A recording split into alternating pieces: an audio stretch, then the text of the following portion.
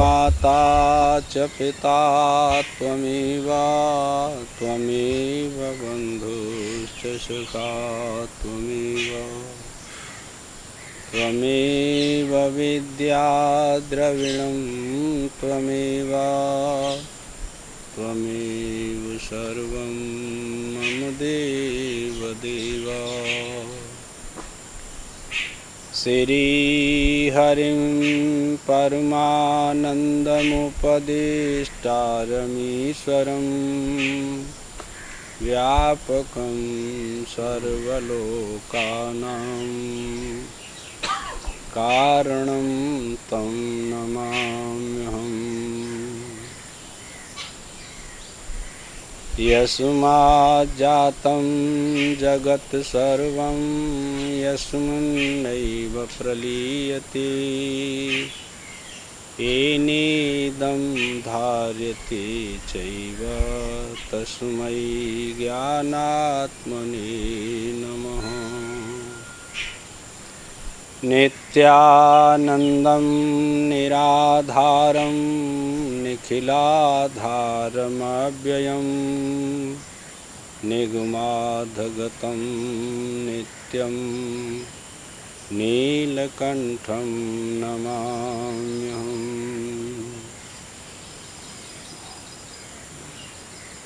चैतन्यं सर्वगमं सर्वं सर्वभूतगुहाशयं यत् सर्वविषयातीतं तस्मै सर्वविदे नमः। मूकं करोति वाचालं पङ्गुं लङ्घयति गिरिं यत्कृपातमहं वन्दे परमानन्दमाधवम्।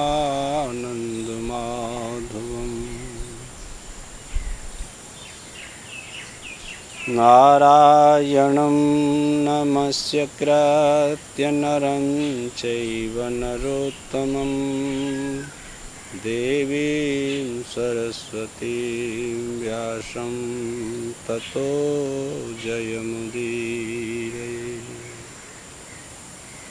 बोलिए सच्चिदानंद भगवान की जय।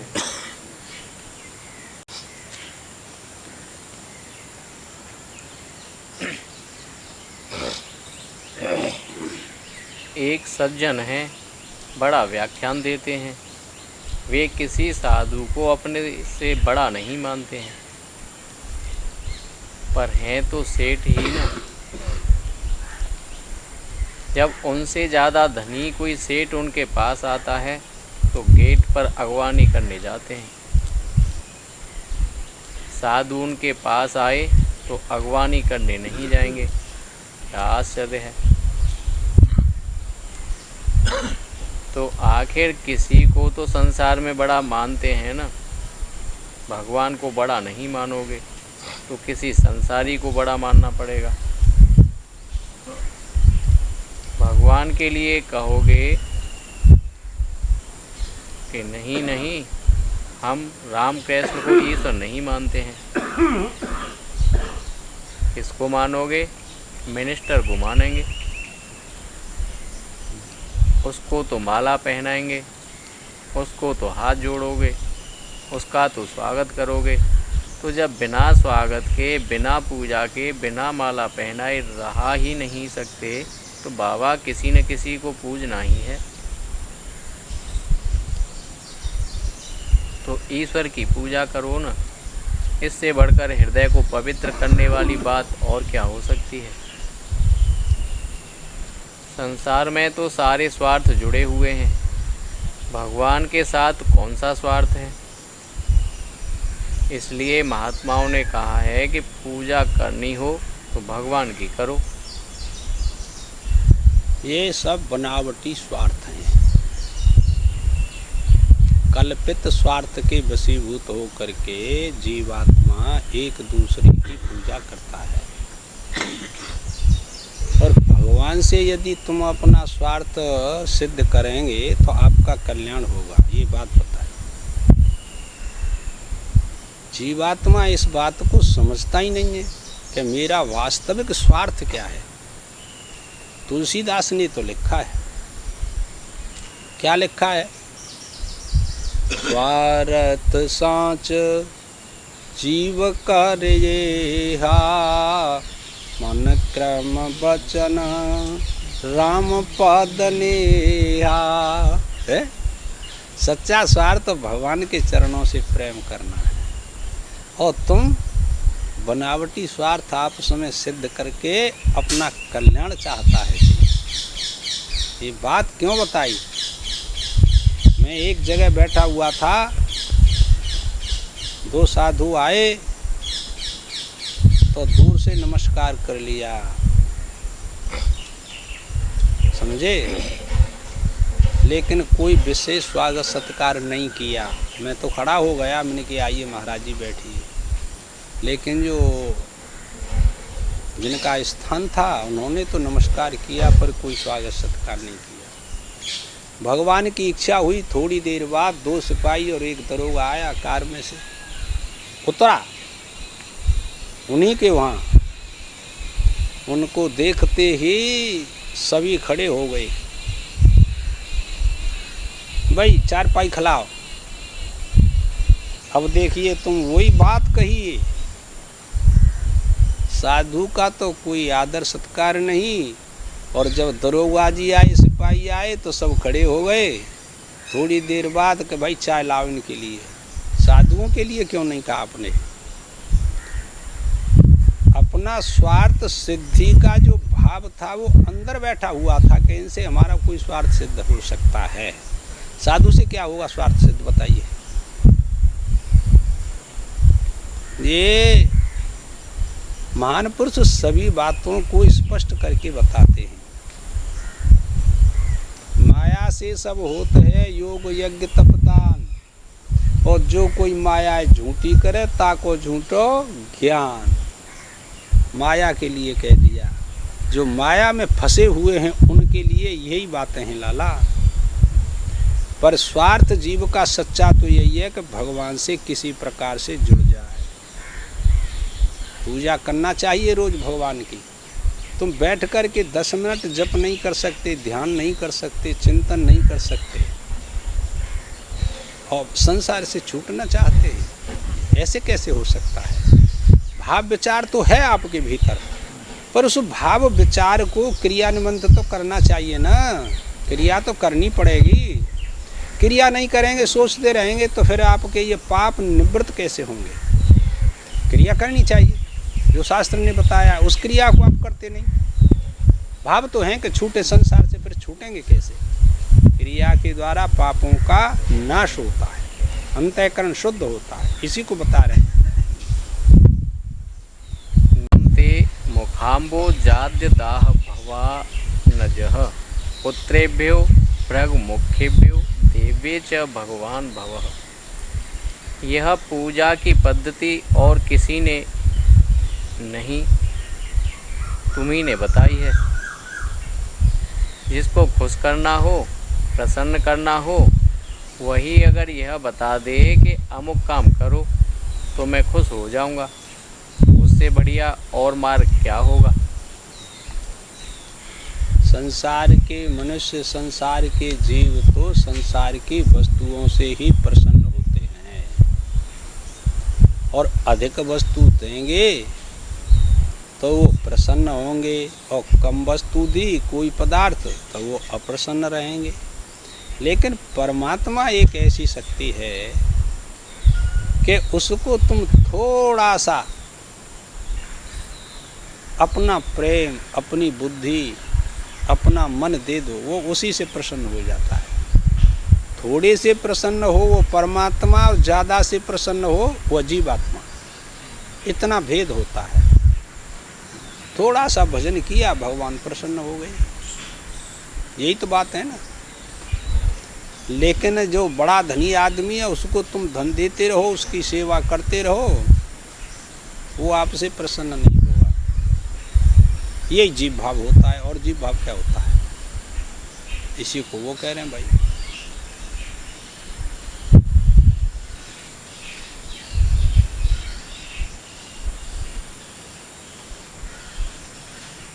तो उससे बढ़िया और मार्ग क्या होगा। तो तुम्हारे मुख कमल से ही यह बात निकली हुई है। फिर ब्रह्मा ने यह अपने भृगु आदि बेटों को बताई और शंकर भगवान ने देवी पार्वती को बताया कि मूर्ति में किस तरह से भगवान की पूजा करना चाहिए। तो इस तरह से एक तो पूजा करना सुगम है, दूसरे अंतःकरण शुद्धि रूप फल तत्काल होता है। हाँ, पूजा करने से भगवान की मूर्ति की कि किसी का भी मूर्ति हो, किसी का विग्रह हो, तुम सच्चे दिल से उसकी पूजा करो तो आपके चित्त में शांति उत्पन्न हो जाएगी। ये तत्व है। देखिए, विग्रह की जब हम पूजा करते हैं तो उसमें परमात्मा का संकल्प होता है। चाहे मूर्ति पत्थर की हो, लकड़ी की हो, मिट्टी की हो, तो आप मिट्टी पत्थर लकड़ी नहीं देखता पूजा करने वाला, वो परमात्मा को देखता है कि यह वास्तविक परमात्मा ही है। उसका भाव उसमें नहीं रहता, मिट्टी पत्थर में, वो तो परमात्मा का भाव है। और भाव की ही प्रधानता होती है परमात्मा को प्राप्त करने में। और भाव जैसा होगा ऐसा ही आपकी गति होगी, उसमें आप नहीं रोक सकते।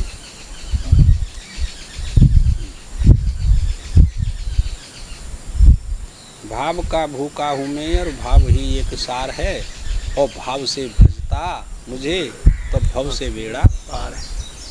भाव से अगर एक फूल दे तो मुझे स्वीकार है, और भावेन सर्वस्व दे तो मुझे मैं कोई लेता थोड़ा ही उसको।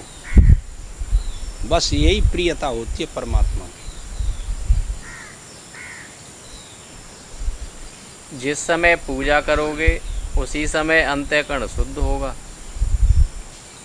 और तीसरे, संसार के राग द्वेष की निवृत्ति होकर असंगता आदि सद्गुण आएंगे।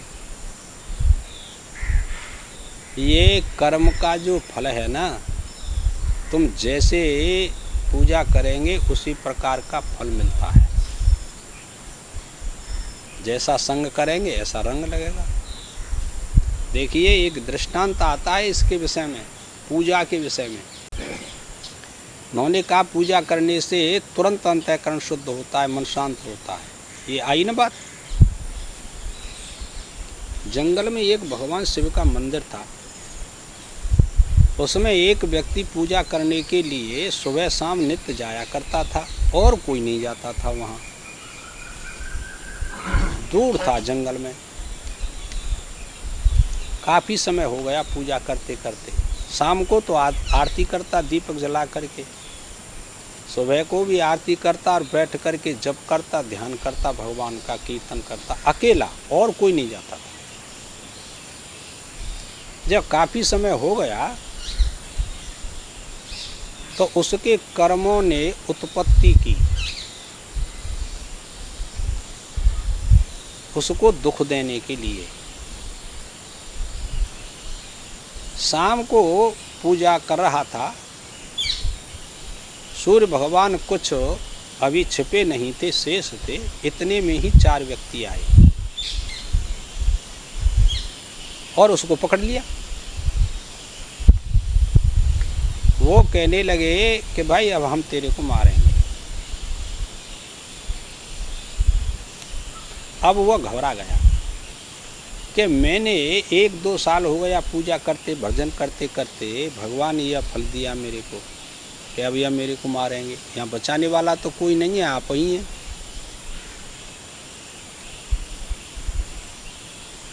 तुरंत विचार आया हृदय में कि भाई अब तुम हो 4 व्यक्ति और मैं हूँ अकेला, मेरे को आप 10 मिनट दे सकते हैं। उन्होंने विचारा कि अब ये जाएगा कहाँ हमसे, हम तो 4 व्यक्ति हैं और यहाँ कोई है नहीं। कहता भाई 10 मिनट दिया तेरे को, क्या करेगा कि मैं थोड़ा भगवान से अपना मन जोड़ लूँ। वो बैठ गया, वो खड़े रहे दरवाजे पर, यहाँ से कहाँ जाएगा। रोजाना का नियम पूरा किया, भगवान से प्रार्थना की, प्रभु इस जन्म में तो मैंने कोई पाप नहीं किया है, पर मेरे साथ ऐसा व्यवहार क्यों? भगवान ने उसको बताया कि ये तेरे ही कर्मों का फल है। कई जन्म पहले तेने इन 4 व्यक्तियों को एक एक करके मारा था। अब ये चारों एक काल में आए हैं तेरे को मारने के लिए। तेरी भक्ति का इतना प्रभाव है कि 4 बार तेरे को मरना पड़ता, अब ये चारों मिलकर के एक ही फल देंगे, तेरे को मार देंगे। इसमें सोच किसका है? ये तेरे ही कर्मों का फल है, किसी ने नहीं दिया। भगवान की इस वाणी को सुन करके उसने ही सुनाई कि उस वाणी की वो चारों ने नहीं सुना। अब वह प्रसन्न हो गया कि तू घबराना नहीं, यह तो जैसा किया है ऐसा भोगना ही पड़ेगा। जिससे दुख दिया है उसी से दुख भोगना पड़ेगा, जिससे किसी को सुख दिया है उसी से सुख भोगना पड़ेगा। इसमें घबराने की क्या बात है? इसीलिए वैवर्त पुराण में यही बात लिखी, अवश्यमेव भोक्तव्यम कृतम कर्म शुभा शुभम ना भोक्तव्यम क्षीयन्ते कर्म कल्प कोटि शतैरपि। करोड़ कल्प व्यतीत हो जाएं पर किया हुआ कर्म कभी नाश को प्राप्त नहीं होता, याद कर लेना इस बात को। तो अब उसने जब हटा वहाँ से 10 मिनट हुआ, अब वो हंसने लगा कि भाई लो मंदिर से अलग मारो मेरे को, अब मैं प्रसन्न चित्त हूँ। अब उन्होंने विचार किया कि अभी तो रो रहा था, मरने के भय से घबरा रहा था, और अब यह प्रसन्न चित्त हो गया है। इससे ही पूछो कि तो भाई ये बात पता, पहले तो तू बहुत चिंतित हुआ, बहुत घबराया, अब प्रसन्न चित्त है, हंस रहा है, अब क्या बात हुई? उसने बताया कि देखो मेरा कर्म है, उसके कारण तुम मारने के लिए मेरे को आए। मैंने कहा कैसे? कि मैंने पहले तुमको चारों को एक एक करके मारा था। मेरी भक्ति का प्रभाव है कि चारों एक मिलकर के एक ही जन्म में मेरे फल दे देंगे आप चारों का। इसलिए भगवान ने मुझसे कहा है कि बदला तो देना ही पड़ेगा।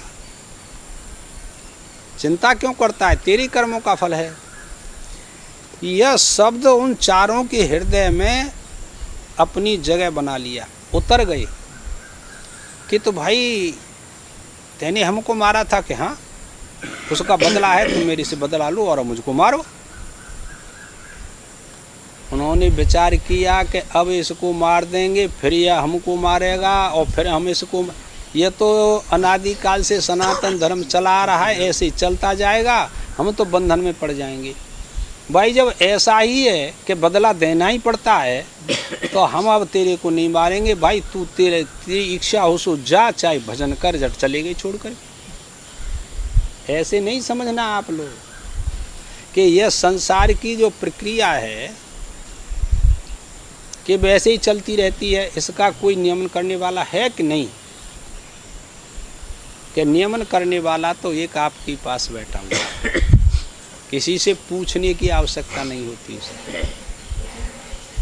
वो सबके कर्मों को देखता है, हर काल देखता है, हर देश देखता है, हर वस्तु में देखता है कि यह क्या संकल्प करता है, कैसी प्रक्रिया है इसकी, कितना झूठ बोलता है, कितनी बेईमानी करता है, कितना दुष्ट संग है, कितना संतों का संग है, क्या वो नहीं जानता? आप अनुभव करें न करें, पर वास्तविक बात ऐसी ही है। रही आप लोगों की मर्जी, क्या करेंगे क्या नहीं करेंगे, हम क्या करें इसमें। चौथे बड़े महापुरुषों ने यह बात बताई है, स्वयं भगवान शंकर ने, ब्रह्मा ने बताई है। और इसके अधिकारी कौन हैं? अब इसको कहते हैं एतद्वै सर्ववर्णानाम आश्रमाणाम च सम्मतम श्रेय सामुत्तमं मन्ये स्त्री शूद्राणाम च मानद। यदि बृहस्पति सब करना हो तो ब्राह्मण के सिवाय दूसरा कोई नहीं कर सकता। बृहस्पति सब माने यज्ञ को केवल ब्राह्मण ही कर सकते हैं। एक यज्ञ ऐसा है होता है कि उसको क्षत्रिय ही कर सकते हैं। एक यज्ञ ऐसा होता है कि उसको वैसे ही कर सकते हैं, अन्य कोई नहीं कर सकता। यज्ञों के अनेक विधान हैं और अनेक नाम हैं, इसीलिए वो कह रहे हैं। राजसी यज्ञ करना हो तो क्षत्रिय के सिवाय और कोई करे नहीं। लेकिन यहाँ ऐसा है कि चाहे किसी वर्ण का व्यक्ति हो और चाहे किसी आश्रम का हो, वह इसका अधिकारी है।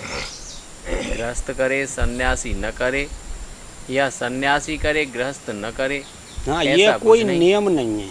भगवान की पूजा सबको करनी चाहिए। सबको, चाहे ब्राह्मण हो, चाहे क्षत्रिय हो, चाहे वैश्य हो, चाहे शूद्र हो, चाहे स्त्री हो, चाहे पुरुष हो, बूढ़ा हो कि जवान के बच्चा, भगवान की पूजा करने का सबको अधिकार है अपने जीवन में। मनुष्य जीवन तो केवल भगवान की पूजा के लिए मिला, ज्ञान के लिए मिला, भक्ति के लिए मिला। अब कोई न करे वो बात अलग है, पर मिला इसी के लिए है। सबसे पहले जग करके स्नान ध्यान करो और भगवान का पूजन करो, आरती पूजा करो, कीर्तन करो, कुछ नहीं आता है तो शास्त्र स्वाध्याय करो और जप करो, ध्यान करो, चिंतन करो। ये मनुष्य जीवन का कर्तव्य है। चाहे 10 मिनट करो, चाहे 10 घंटे करो, फिर अपना उस कार्य को कीजिए जो गृहस्थ जीवन के हैं। जीवन पवित्र हो जाएगा। वैष्णव लोगों में ऐसा प्रसिद्ध है कि सन्यासी लोग भगवान की पूजा नहीं करते और भगवान का प्रसाद भी नहीं खाते। तो जब करपात्री जी पहले वृंदावन आए तो यह नोटिस छपी कि यह तो भगवान का प्रसाद नहीं खाते हैं, भगवान का तिरस्कार करते हैं। तो करपात्री जी हंस पड़े, बोले कि भाई हमको प्रसाद खाने का मौका तो दो पहले, तुम प्रसाद लेने के लिए हमको निमंत्रित करो। अब तो एक वैष्णव ने निमंत्रित किया और वहीं उनके सामने ठाकुर जी का भोग लगाया और फिर वही थाली लाकर उनके सामने रख दी, तो उन्होंने वह खा लिया। ठीक बात है। तो वैष्णवों की धारणा गलत साबित हुई।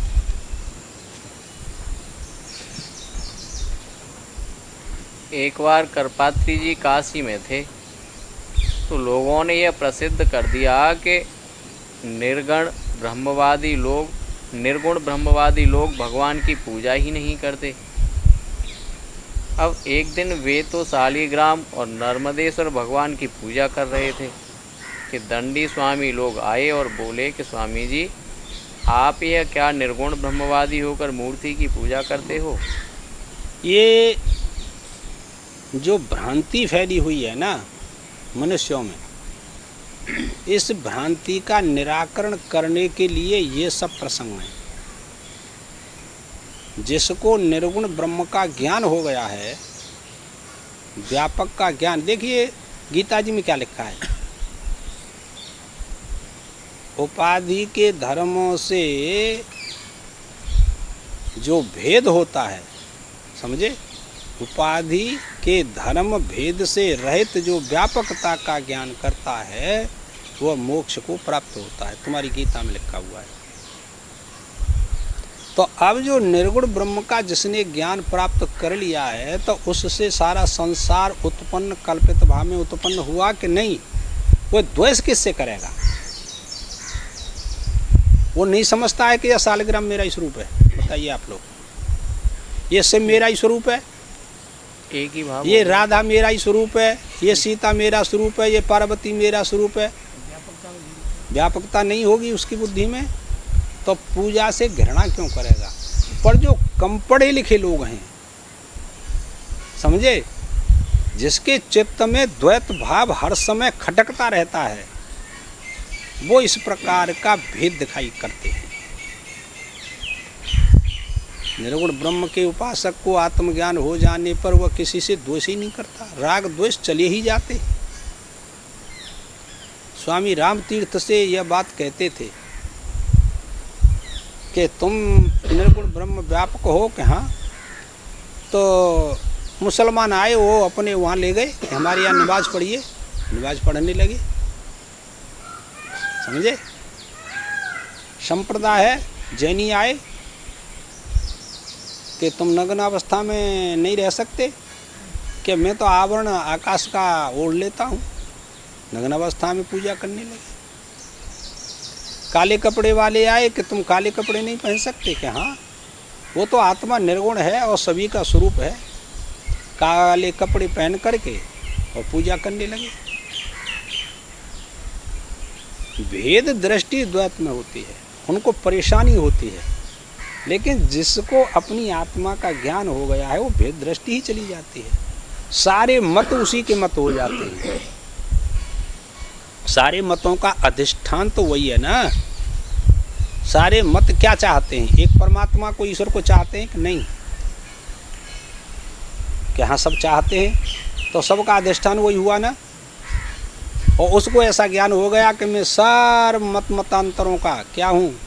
अधिष्ठान हूँ। फिर वह द्वेष किससे करेगा, राग किससे करेगा, ये बताइए। ये एक अलौकिक ज्ञान है। ब्रह्म ज्ञान, अध्यात्म ज्ञान कहो, ये एक अलौकिक ज्ञान है। ये सबकी समझ का नहीं है भाई। वह ज्ञान आपको ही प्राप्त होगा, किसी अन्य को प्राप्त थोड़ा ही होगा।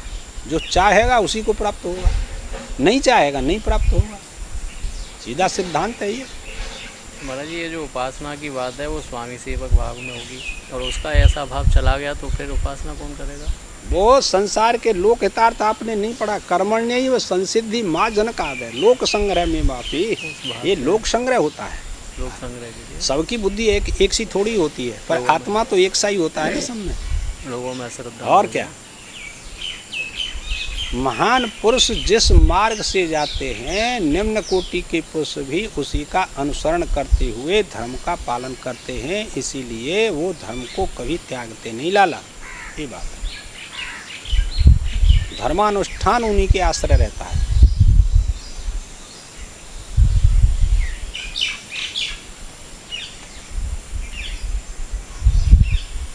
ये धर्म की ऐसी मर्यादा ही है। एक महात्मा चले गए बद्रीनाथ दर्शन करने के लिए, रास्ता था तो पहुँचे वहाँ, और तभी पुजारियों ने और पट बंद कर दिया। कहा महाराज अब तो ये 6 महीने के बाद खुलेगा मंदिर। उन्होंने कहा भाई 6 महीने तक हम यहाँ कैसे रहेंगे, आप हमको दर्शन करा दो। पैदल चल के आए और बड़ा परिश्रम किया है, और तुम हमको दर्शन तो करा ही दो भगवान के। उन्होंने कहा पट बंद हो गया, अब नहीं खुल सकते, मना कर दिया। अच्छा नहीं खुल सकते तो आप जाइए, हम यहीं बैठ जाते हैं। भगवान से प्रार्थना की और कहा प्रभु पैदल चल के आया हूँ, बड़ा परिश्रम किया है मैंने, और 6 महीने के बाद मैं 6 महीने तक यहाँ बैठा रहूँगा। तुम बताओ, यदि मेरी साची निष्ठा है, सच्ची निष्ठा है, तो मुझको आप दर्शन दो, नहीं तो विपरीत उपदेश करना शुरू कर दूंगा। आपने विद्या ज्ञान दिया है मेरे को, विपरीत उपदेश करूंगा तो समझ लेना। प्रचार अब ऐसा नहीं करूंगा कि भगवान बद्रीनाथ में रहते हैं साक्षात, ऐसा नहीं करूंगा। ये कहा कोई भगवान वहाँ नहीं है। पुजारी खड़ा था, मन मन में उसने ये विचार किया महात्मा ने, और स्तुति की भगवान की। दरवाज़ा अपने आप खुल गया, दरवाज़ा अपने आप खुल गया बाबू, और दर्शन किया। पुजारी देखते कि देखते रह गए। फिर भी वह महात्मा वहाँ रहा, समझे। वो अपने घर चले गए, फिर बंद हुआ दरवाज़ा। अब महात्मा बैठे हैं, विचार करते हैं कि ठंडी पड़ेगी, भूख भी लगेगी। एक साधु आया, उसने कहा क्यों, यहाँ तो पट बंद हो गए, यहाँ क्यों बैठे हो, जाइए कि 6 महीने के बाद दर्शन होगा, उसको करके जाऊँगा। अब तो दर्शन कर लिया। कहते यहाँ तो बहुत ठंडी पड़ती है, कि ठंडी पड़े चाहे कुछ भी हो। साधु बैठ गया। ऐसा उसका मन हुआ, ऐसी बुद्धि हुई, ऐसी वृत्ति हुई कि वहीं बैठे बैठे और 6 महीने व्यतीत हो गए और पट दरवाज़ा खुल गया, सबने दर्शन किया, यात्री आ गए। उसको यह महसूस नहीं हुआ कि 6 महीने हो गए। ये बात सबकी समझ की थोड़ा ही है। अंदर जो प्रेरणा होती है, अंदर जो भाव बनता है ना, वो उसी के यहाँ से सारी क्रियाएं हो रही हैं, हमको अनुभव नहीं होता। छूटना है, बंधन में पड़ना है, सारी प्रेरणा वहीं से है। तो ईश्वर सर्वभूतानां हृदयेषु अर्जुन तिष्ठति ब्राह्मण्य सर्वभूतानि यंत्रारूढ़ानि माया। सबके हृदय में बैठा हुआ, सबको प्रेरणा देता हूँ मैं, और किसको क्या करवाना है यह मैं ही जानता हूँ अर्जुन, दूसरा कोई थोड़ा जानता है। क्या करें बता?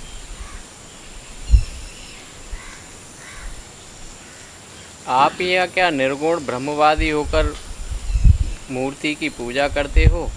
वे तो हंसने लग गए।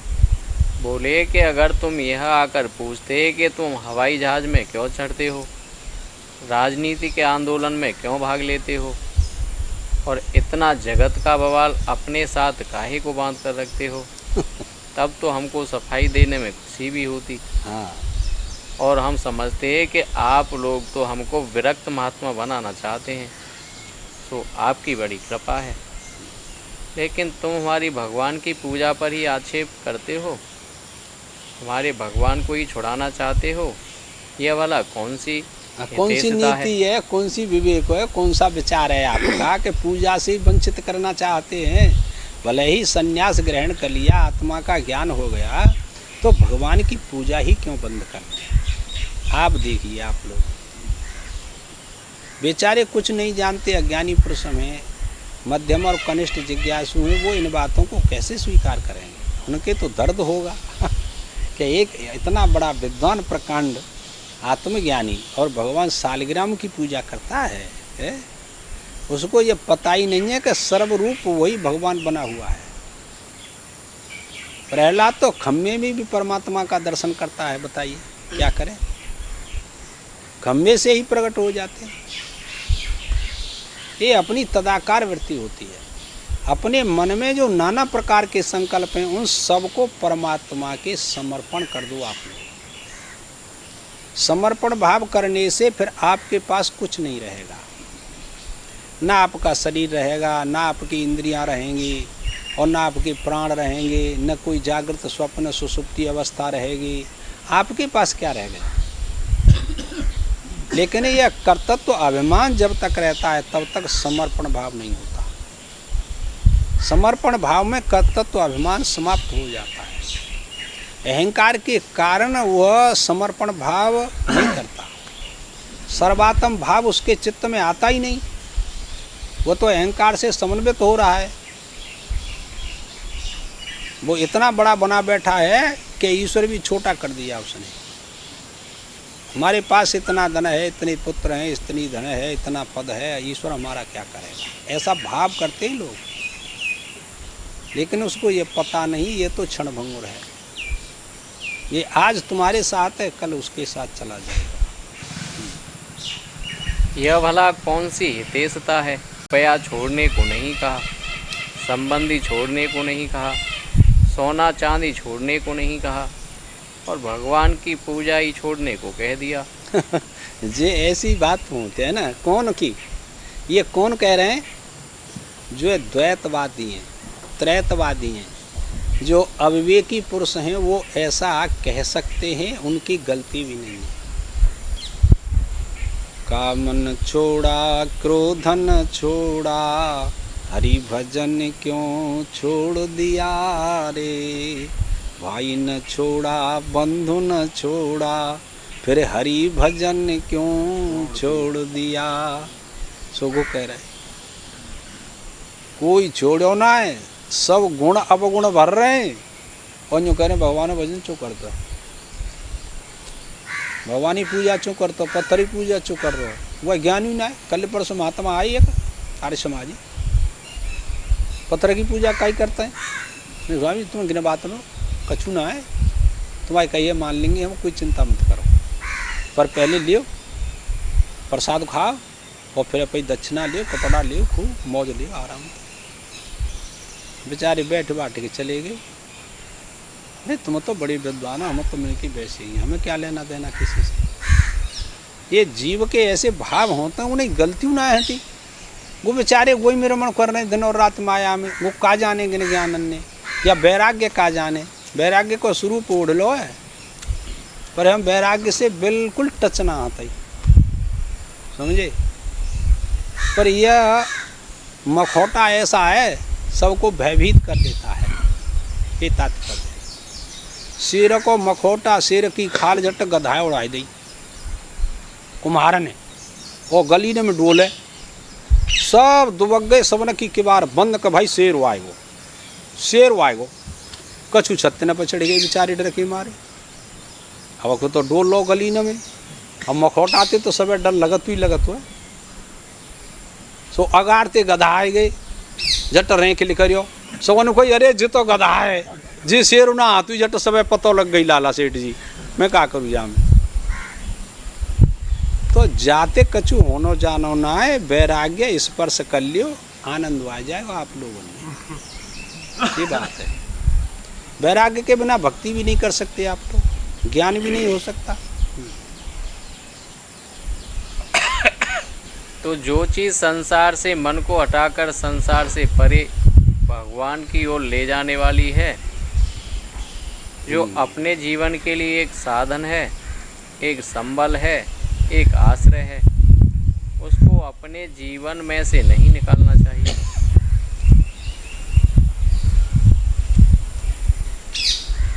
आश्रय का त्याग करके फिर जिएंगे किससे, बताइए आप लोग। जो जीने का आश्रय है उसका त्याग कर दें तो फिर जिएंगे कैसे, फिर जीना ही बंद हो जाएगा। जैसे शरीर का आश्रय जीने का क्या है, भोजन, और भोजन का ही त्याग कर दे कोई पुरुष तो फिर जिएगा किससे लाला। भोजन कोई अन्न ही नहीं है, जो खाता है वही अन्न मान लिया जाता है। प्रत्येक जीव का एक ही अन्न नहीं होता है। पत्ते खाकर के भी जीते हैं, गेहूं की रोटी खाकर के भी जीते हैं, फल खाकर के भी जीते हैं, पानी पी कर के भी जीते हैं, वायु खाकर के भी जीते हैं। अनेक प्रकार के हैं अन्न। तो शास्त्र में तो भज्य भोज्य लेय अच्छो से 4 प्रकार का बताया भोजन। पर कहने का भाव यह है कि जीने का ही आश्रय चला गया तो फिर जिएंगे किससे। भगवान के भक्तों का आश्रय जीने का केवल एक परमात्मा है। जो विचारशील, विवेकशील और वास्तविक सत्यनिष्ठ हैं, उनका जीने का आश्रय केवल एक आत्मा है, परमात्मा है, दूसरा कोई नहीं। लेकिन अज्ञानी पुरुषों का, भेद दृष्टि वालों का संसार आश्रय है, स्त्री पुत्र आश्रय है, वो उसके आश्रय जीते हैं। उनकी कमी होती है तो वो बेचारे दुखी होते हैं और अपना जीवन भी समाप्त कर जाते हैं। जब तक आश्रय का पता नहीं है तब तक तो हम भटकते ही रहेंगे। तुम अपने आश्रय से थोड़ा ही जी रहे हो। संसार में तुमने उस आत्म तत्व को जाना ही नहीं, जिसके आश्रय से शरीर बोलता है, नेत्र देखते हैं, श्रोत्र सुनते हैं। इन सबका आश्रय कौन है, तुम बता सकते हो इसको? आपने तप नहीं किया, भजन नहीं किया, त्याग नहीं किया, वैराग्य की चुंदरी को नहीं ओढ़ा, तुम इसको बता नहीं सकते कि हमारे जीने का आश्रय क्या है। जीने का आश्रय तो एक परमात्मा है, सबको प्राण शक्ति देता है। गीता में नहीं लिखा आपने, नहीं पढ़ा आपने, पढ़ते नहीं आप लोग, तो क्या करें कि सबके जीने का आश्रय तो मैं हूँ, सबको जीवन शक्ति। एक शब्द आया था चेता। अच्छी चेता, चेता, चेता का क्या अर्थ बताया मैंने, ध्यान है आप लोगों को? नहीं है। जीवों में जो चेतना, जीवों में जो चेतत्व प्रकट करता है, चेतनत्व प्रकट करता है, शांति से अपनी अंतरंग बुद्धि ले जाइए। सब पड़ा हुआ है और वह जीने लगा। बोलने लगा। ये चेतनता कहाँ से आई? यह जीव की चेतनता है कि ईश्वर की चेतनता है? चेतनत्व जो प्रकट किया है तुम्हारे शरीरों में, सबके शरीरों में, यह चेतनत्व कहाँ से आया? कहाँ से चेता यह शरीर? चलने लगा, डोलने लगा, देखने लगा, सुनने लगा। जब आपकी वास्तविक भक्ति है, 14 अंगों से भक्ति की है आपने, तो इस बात को आप स्वीकार कर सकते हैं। अर्थात 14 अंगों से भक्ति नहीं की तो आप इसको स्वीकार नहीं कर सकते, इसको जान नहीं सकते। श्वेताशतरो उपनिषद में यह चेता शब्द आया है। साक्षी चेता केवलो निर्गुणस्य। वह साक्षी है और कैसा है? चेतन है।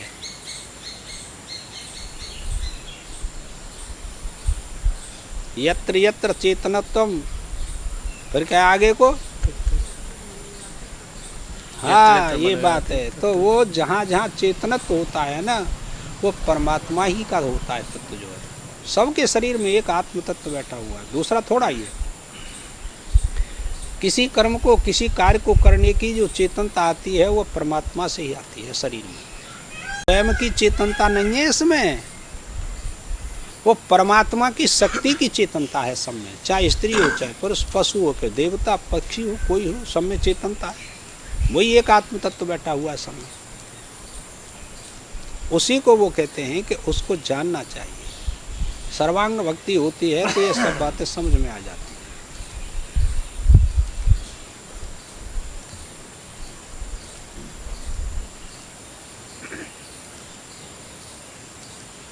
श्रेयसा मुत्तमं मन्ये स्त्री शूद्राणाम च मानद।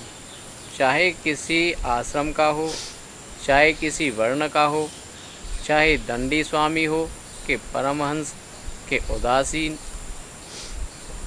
उदासी हो, जिनके यज्ञोपवीत हो और जिनके न हो, सबके लिए यह सबसे अधिक कल्याणकारी मार्ग है।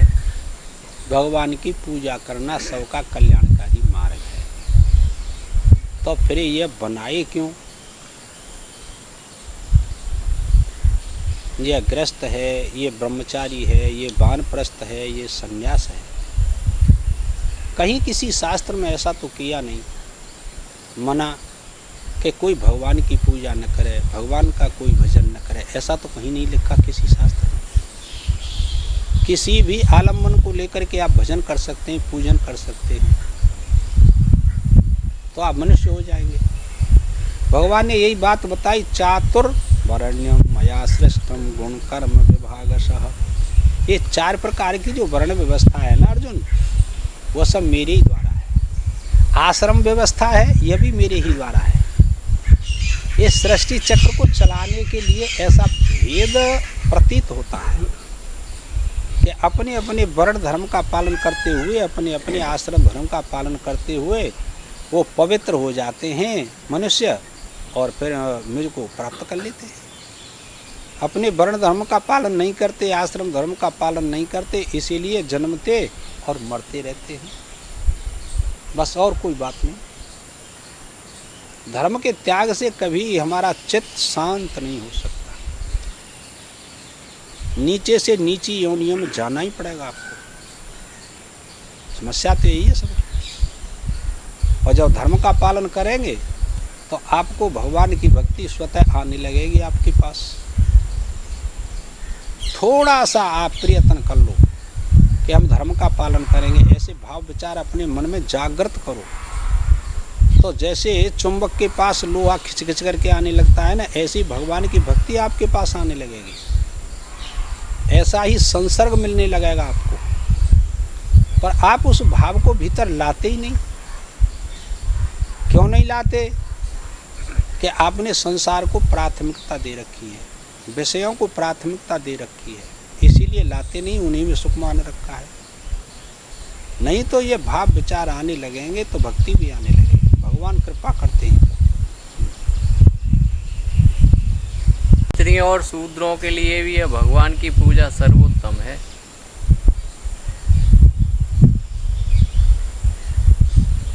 एतत् कमल पत्राक्ष कर्म बंध विनोचनम भक्ताय चानुरक्ताय ब्रूहि विश्वेश्वरेश्वर।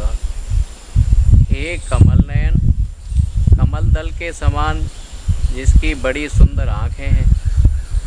उद्धव जी तो श्री कृष्ण के साथी हैं। इन आँखों का प्रभाव जानते हैं कि जिसने एक बार इन आँखों को देखा कि फिर वहीं उलझ कर रह गया। संसार का स्मरण नहीं रहता। यदि आपको भगवान की भक्ति करनी है तो भगवान के विग्रह को सामने रख करके आप उसकी तरफ अपलक 2 मिनट, 10 मिनट, 15 मिनट, आध घंटा, 1 घंटे देखते रहिए। आप लोग रोजाना का नियम बनाओ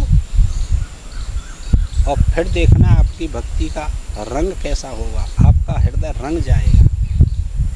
और भगवान की जो विग्रह है ना, राम कृष्ण विष्णु शिव, किसी का भी विग्रह हो, फिर आपके हृदय में प्रत्यक्ष आपको दिखने लगेगा। आप ध्यान करते हैं ना, तो क्या आपको ध्यान करते समय भगवान का विग्रह या हृदय में 2 स्थान हैं या भ्रुकुटी के मध्य में दिखाई देता है? कभी जब ध्यान करते हैं दिखाई देता है किसी को भगवान का विग्रह उद्भूत होता है अपने हृदय में, तो समझ लो भक्ति सच्ची होने वाली है। और आपको वो आनंद आएगा कि उस विग्रह से अपनी वृत्ति को आप अलग कर ही नहीं सकते। वो तो चलते फिरते, खाते पीते, सोते जागते भी आपके समक्ष ही रहेगा भगवान का विग्रह। भगवान ही रहेंगे आपके सामने।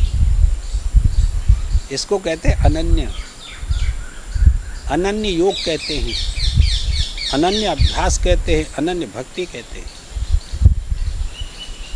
करके तो देखिए आप लोग, तब पता लगेगा कि इसका आनंद कैसा है। वो आनंद एक अलौकिक वाणी से कहा नहीं जा सकता। जो सुख जाने मन और काना, और नए रसना से जाए बखाना। वाणी नहीं कह सकती उस आनंद को। ऐसा है वो आनंद। तो प्राप्त होता है अभ्यास करने से, भगवान की कृपा से। आपके पुरुषार्थ से वो आनंद प्राप्त होगा, ऐसे थोड़ा ही प्राप्त होगा। तो हे कमल नयन, यह जो पूजा की विधि बताते हैं, यह कर्म बंध विमोचनम। मनुष्य जो कर्म करके संसार के बंधन में फंसा हुआ है, अब कर्म करके माने भगवान की पूजा करके उस बंधन से मुक्त हो। हे विश्वेश्वर, माने विश्व के ईश्वर, ब्रह्मा विष्णु और महेश के भी ईश्वर, तुम वह क्रिया योग मुझे बताओ। कौन कह रहा है? उद्धव जी कह रहे हैं भगवान कृष्ण से। तो ब्रह्मा विष्णु महेश सबके आदि करता हो, सबके अधिष्ठान। और मेरे को वह क्रिया योग बताइए जिससे कि मैं आपसे एकीभूत हो सकूं।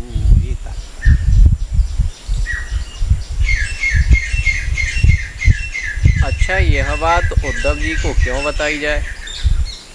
तो भक्ताय चानुरक्ताय, उद्धव जी कहते हैं कि मैं तुम्हारा भक्त हूँ और तुम्हारा अनुरागी हूँ।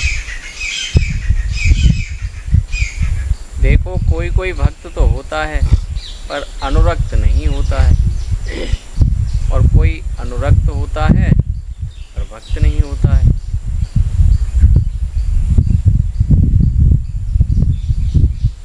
भक्ति जो है वह सेवा मिश्रित प्रेम है, और अनुराग जो है वह ज्ञान युक्त प्रेम है। उसमें शारीरिक सेवा भी शामिल कर ली और अनुराग में ज्ञान शामिल कर लिया। दोनों का कुछ यत्किंचित भेद कर दिया।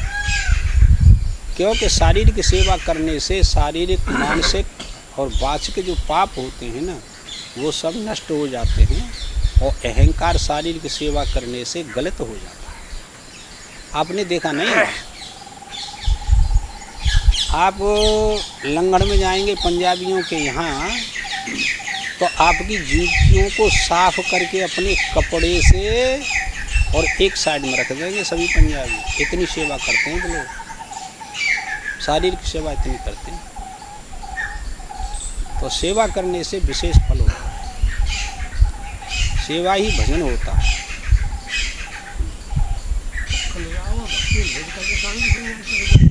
वो ज्ञान रूपी अनुराग होता है पंडित जी। वो क्रिया समाप्त हो गई, अनुराग में तो एक पागलपन होता है। हाँ, और उसमें क्रिया बनी रहती है, प्रेम उसमें भी होता है। उसमें शारीरिक शक्ति को लेकर के वो भक्ति करता है, उसमें भी प्रेम होता है। बिना प्रेम के आप सेवा कैसे करेंगे? प्रेम है तो सेवा करेंगे, प्रेम नहीं है तो आप झाड़ू क्यों लगाएंगे मंदिर में? उद्धव जी में भक्ति और अनुरक्ति दोनों हैं। वे श्री कृष्ण के ही प्रेमी हैं और कृष्ण के ही सेवक हैं। श्री भगवान उवाच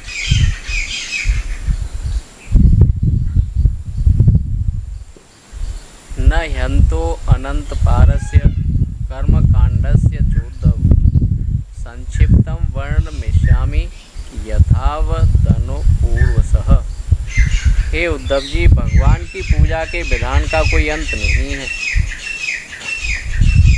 माने शास्त्रों में इसकी विधि का बहुत ही विस्तार देखने को मिलता है,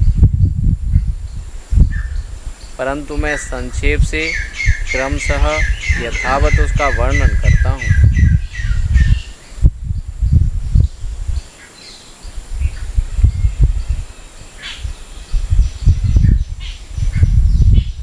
वैदिक तांत्रिको मिश्र इतमे विविधो मखः त्रयाणि मिप्स तेनैव विदना माम समर्चयेत। भगवान की पूजा 3 प्रकार से की जाती है। एक तो वैदिक रीति से, जिसमें सहस्त्र शीर्षा पुरुषः सहस्त्राक्ष सहस्त्रपाद मंत्र हैं ये वेद के। नमो सुनंताय सहस्रमूर्ते सहस्त्रपादाक्ष शिरोर्बाहुवे सहस्र नामने पुरुषाय शाश्वते सहस्त्र कोटि युगधारण। किसी भी अंग की पूजा करो, भगवान की ही पूजा होती है। किसी भी वस्तु से करो, वो सब भगवान की ही पूजा होती है। पुरुष सूक्त के द्वारा भगवान की आराधना होती है। दूसरी तांत्रिक विधि, वैदिक विधि और तांत्रिक विधि। इसमें कई प्रकार की पूजा की पद्धति है। तीसरी है मिश्र विधि, माने जिसमें पूर्व की दोनों पद्धतियां मिली रहती हैं। जैसे पौराणिक पद्धति होती है, अष्टाक्षर नारायण मंत्र है, यह वैदिक भी है।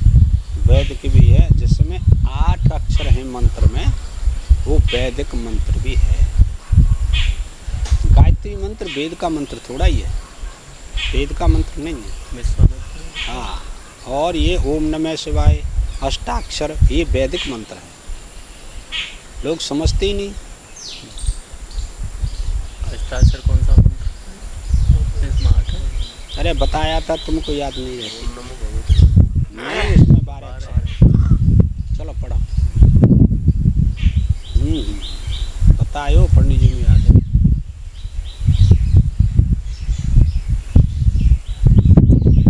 अष्टाक्षर नारायण मंत्र है, यह वैदिक भी है। महानारायण उपनिषद में इसका उल्लेख है। अष्टाक्षर कहाँ पर है? महानारायणीय उपनिषद। उपनिषद है, उपनिषद वैदिक ही तो है ना।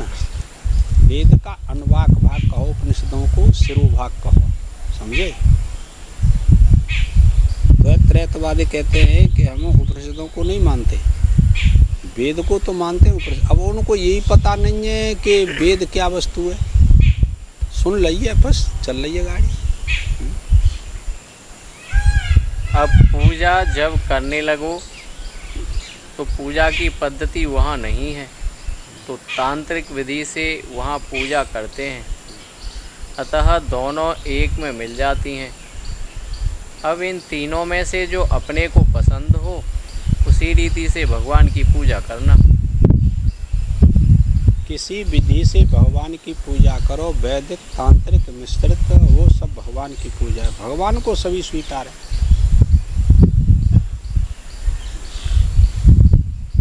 भगवान तो सब प्रकार का भोजन पसंद है, सब प्रकार का पहनना भगवान को पसंद है।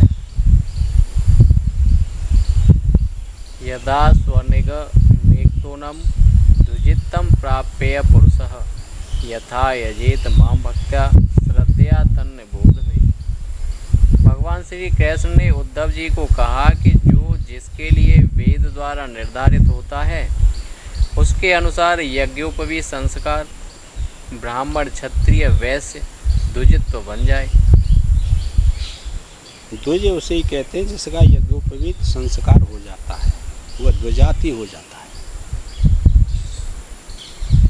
और उसके बाद जिस रीति से श्रद्धा और भक्ति के साथ मेरी आराधना करे सो मैं बताता हूँ। उद्धव जी तुम मुझसे समझो। आचार्याम स्तंडिले नोवा सूर्य वाप्र हृदय दुजे द्रव्येण भक्ति युक्तोर्चेत स्वगुरुम माय मायया।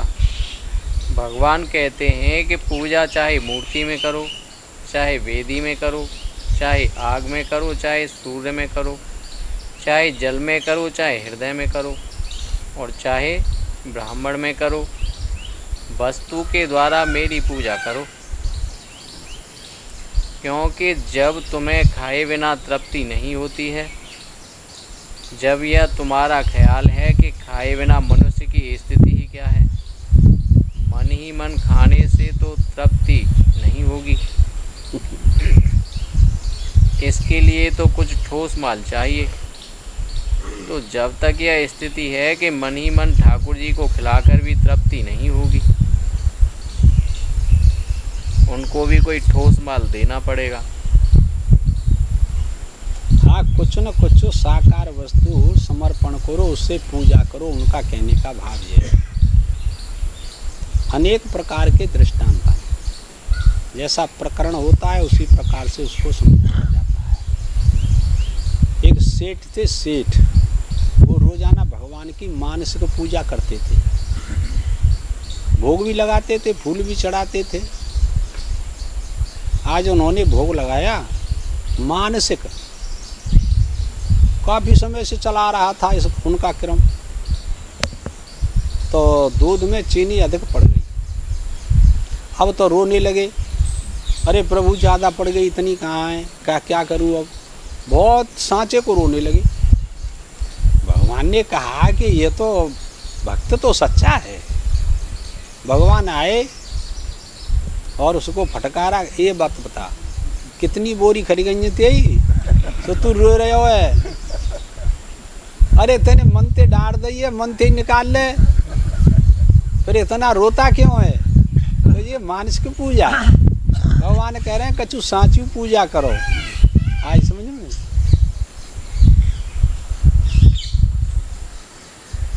पूर्व में रियो का जो दो आवा है ना, तो उधर दोपहर को हवा बहुत तेज चलती है और अन्न बहुत पैदा होता है, परंतु बड़े बड़े धनी भी छप्पर का मकान बनाकर ही रहते हैं। क्योंकि बरसात में बड़ी तेज बाढ़ आती है तो मकान डूब जाता है, डूब जाते हैं। ठीक। और गर्मी के दिनों में हवा बहुत तेज चलती है तो कभी कभी घर में आग भी लग जाती है। रसोई कम ही बनाते हैं, सत्तू बना कर रखते हैं और वही कहा कर रहते हैं। हाँ, एक दिनामी सत्तू बना ले भूज भाज के और बस बेचारे गुजर कर जाते हैं। तो बच्चे आपस में खेल रहे थे कि आओ जी झूठ मूठ का सत्तू खाएं। एक लड़का समझदार था, उसने कहा कि जब झूठ मूठ का ही खाना है तो तुम सत्तू क्यों खाते हो, लड्डू खाओ ना।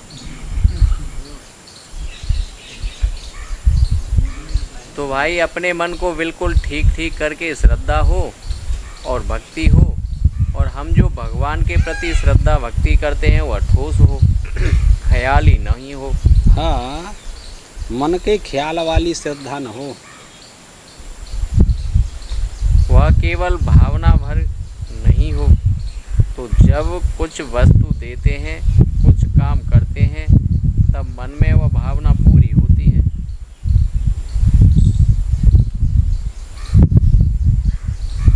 अर्चेत स्वगुरुम माम मायया, अपने गुरु की पहले पूजा करें, क्योंकि उसी से भगवान के बारे में जानकारी हुई है। उसी ने मंत्र बताया, उसी ने ध्यान बताया।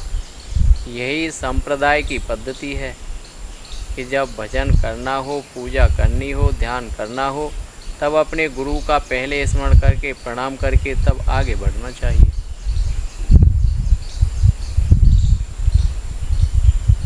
तो गुरु की किस रूप में पूजा करनी चाहिए?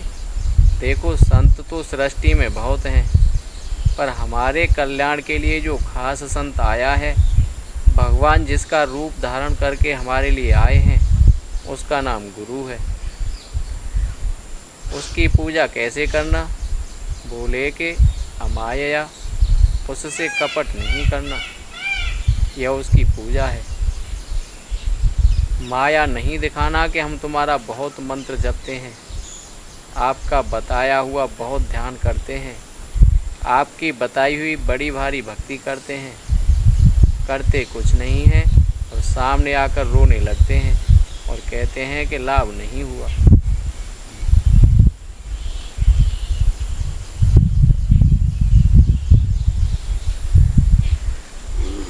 पूर्वम स्नानम प्रकुर्वीत धोत तंतो असंग शुद्धे उभयरप्च स्नानम मंत्रे मृद ग्रहणादना। पहले दांत साफ करने चाहिए, उसके बाद स्नान करना चाहिए। यह नहीं कि स्नान पहले किया और दांत पीछे साफ किया, ऐसे नहीं। दांत की जो मैल है वह शरीर पर गिर पड़ेगी तो शरीर अशुद्ध हो जाएगा। इसलिए दांतुन पहले करना और स्नान बाद में करना। और दांतुन करने के लिए भी कई चीज़ ऐसी होती हैं जो हमेशा काम में नहीं लेनी चाहिए। जीभ तो रोज़ साफ करनी चाहिए, नहीं तो शरीर अशुद्ध ही रह जाता है। उसमें भी इमली की, बाँस की दांतुन नहीं करनी चाहिए। नीम है, बेल है, इसकी दांतुन दंत धावन में श्रेष्ठ है। तो शरीर की शुद्धि भी परमात्मा की प्राप्ति के लिए आवश्यक है। जो शरीर को शुद्ध नहीं रखेगा वह धन को भी शुद्ध नहीं रखेगा। जो बाहर से अपने को गंदगी लगाए रखेगा और बोलेगा कि हमारा तो मन की शुद्धि से ही काम चल जाएगा, सो ठीक नहीं। साधन करते समय साधक को सभी का ध्यान रखना पड़ता है। बाहर की शुद्धि भी रखनी पड़ती है और अंदर की शुद्धि भी रखने का ध्यान पड़ता है। दोनों प्रकार की शुद्धि होगी साधक के पास में, तो शीघ्र ही वह परमात्मा को प्राप्त कर सकता है।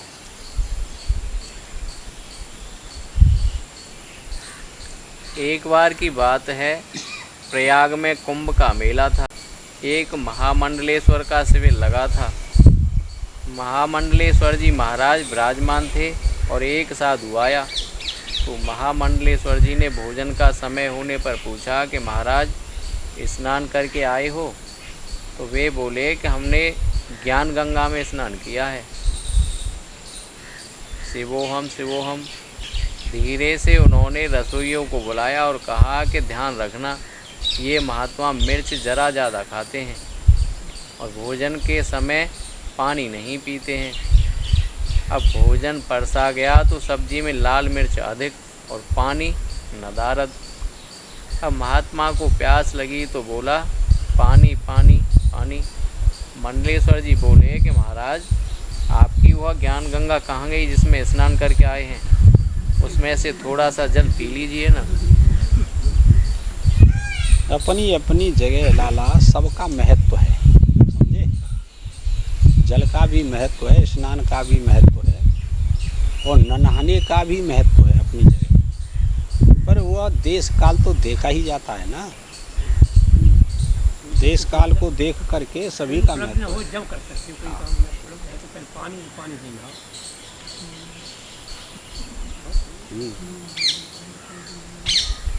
तो महाराज जो परमार्थ की बात को व्यवहार में लगाकर साधन भजन को ध्यान को छुड़ा देते हैं वह गलत है। यह तो एक व्यवहारिक बात है ना। उपासना एक व्यवहार है। अंतःकरण की शुद्धि के लिए जो साधन किए जाते हैं वह एक व्यवहार है। परमार्थ का नाम ले लेकर व्यवहार में विघ्न उत्पन्न करना यह किसी वेदांत में नहीं है। परमार्थ की बात बना करके व्यवहार से च्युत कर देना किसी को, उसको गुमराह करना है। आज बहुत चल रहा है ढोंग, समझे? व्यवहार में परमार्थ। अरे नाय के क्या करेंगे महाराज जी, मैंने कितनी देर आप जप करते हैं, ध्यान करते हैं, स्वाध्याय करते हैं, क्या करेंगे? वो तो असंग है आत्मा। जे स्थिति चल रही है अब सत्संग नहीं, यह किसी वेदांत में नहीं है, न ब्रह्मसूत्र में है, न उपनिषद में है। व्यवहार में गड़बड़ी नहीं होनी चाहिए। तो नारायण शरीर की शुद्धि बिल्कुल ठीक ठीक करनी चाहिए। मैला रहने की आदत डाल लोगे तो जिंदगी खराब।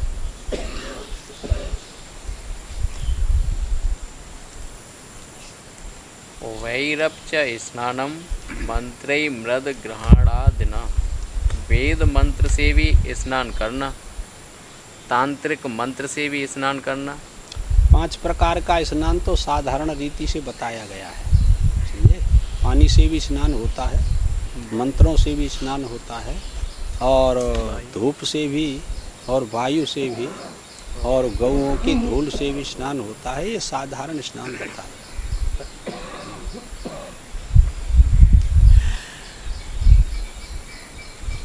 मन ही मन पवित्र तीर्थ का ध्यान कर पवित्र नदी में स्नान कर लो, और प्रत्यक्ष में स्नान करते हुए उस जल में भी तीर्थ की भावना करके मृत्तिका आदि ग्रहण करके स्नान करना चाहिए। आज तो महाराज साबुन का प्रचलन है। असल में जो मन की शुद्धि चाहते हैं उनके लिए भाव प्रधान क्रिया होनी चाहिए और भाव प्रधान वस्तु होनी चाहिए, नहीं तो अंतःकरण की शुद्धि नहीं होती है। मन में से राग मिटाने के लिए, द्वेष मिटाने के लिए, काम क्रोध लोभ मिटाने के लिए उसी ढंग से काम करना पड़ता है। बोलो सद्गुरुदेव भगवान की जय। ओम पूर्णमदः पूर्णमिदं पूर्णात् पूर्णमुदच्यते पूर्णस्य पूर्णमादाय पूर्णमेवावशिष्यते। ओम शांति शांति।